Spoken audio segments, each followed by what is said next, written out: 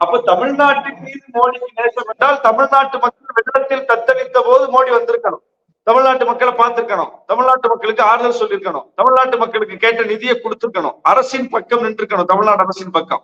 ஆனா அதை செய்யல. இப்ப மோடி தமிழ்நாட்டுக்கு ஏன் வர்றாரு? அவருக்காக வர்றாரு. அவர் கட்சியை வளர்க்கணும், அவர் கட்சி ஓட்டு வாங்கணும், தமிழ்நாட்டு மக்களை ஏமாத்தணும்னு வர்றாரு. இது எப்படி தமிழ்நாட்டு மக்களின் மீதான நேசமா மாறும்? இது அவர் கட்சியின் மீதான நேசம். அவர் கட்சியை வளர்க்கணும்னு ஓட்டுக்காக, தேர்தலுக்காக வர்றார். தமிழ்நாடு பாதிக்கப்படும் போது வரவில்லை.